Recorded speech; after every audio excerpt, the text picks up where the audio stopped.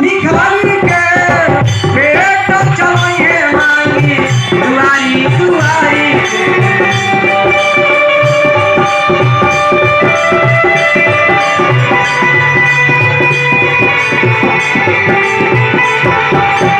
लालो मोहर पाठ करी है काटो भिखारी के पेट चलाइए मांगी दुआरी दुआरी के।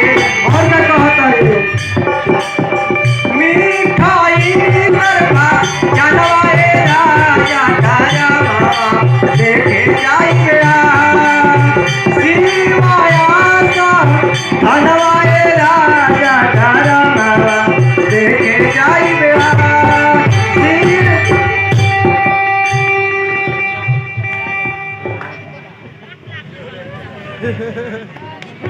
दशरथ भाई जे ही दू रोटी दे दे तब तक खा के हमारे जीवन का समूह पारे लागता।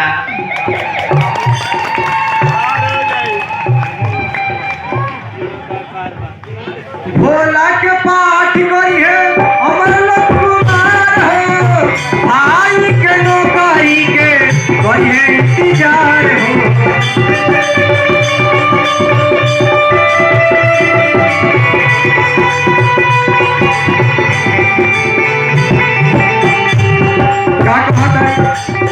भोला के पाठ करी है अमर कुमार हो भाई के नौकरी के करी है इंतजार हो। दो साला थकेला ननवाए बाजा तारा बाबा देखे जाइए शिवाया सा धनवाए राजा तारा बाबा देखे जाइए।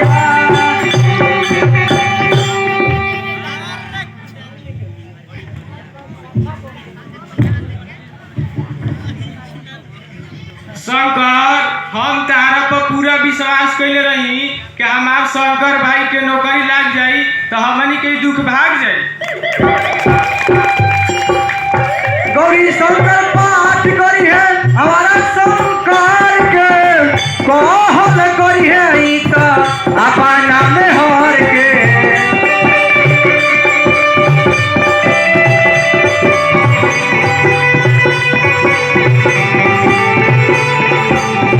गौरी शंकर पाठ करी है हमारा शंकर के कहल करी है ई तो अपना में हर के।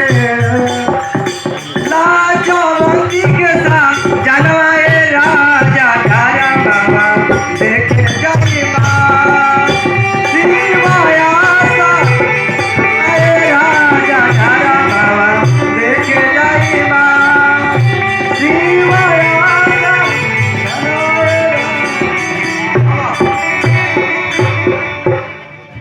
लजवंती जवन जवन कहलू सब पूरा कैली अरे अभियो से तो प्यार से बोलो।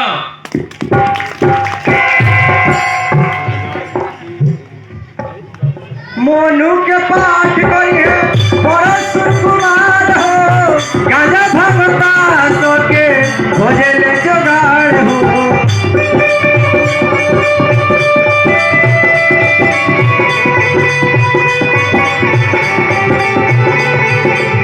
मोनू के पाठ करी है बड़ा सुकुमार हो गाजा भागो के खोजे ले जोगाड़ हो।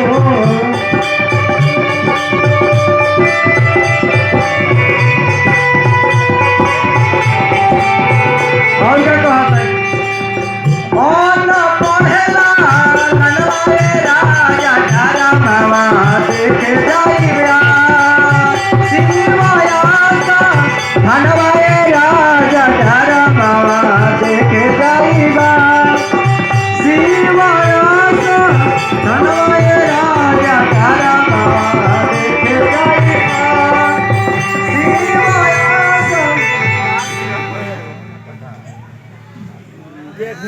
माई हमारा जल्दी खाना दे ताश खेले में देरी होत बा।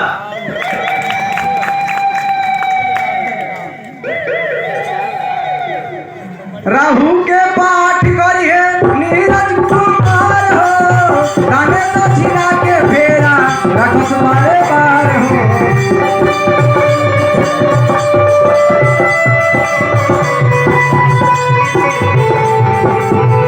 राहु के पाठ करिए नीरज कुमार हो दान दक्षिणा के ही तो रहे बारे बार हो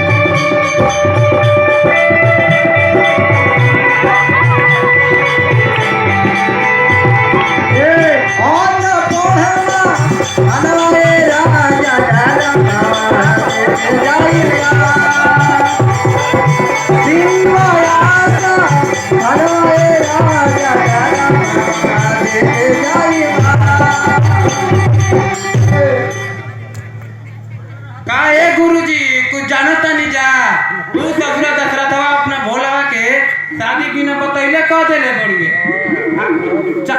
दक्षिणों न देले के जनवा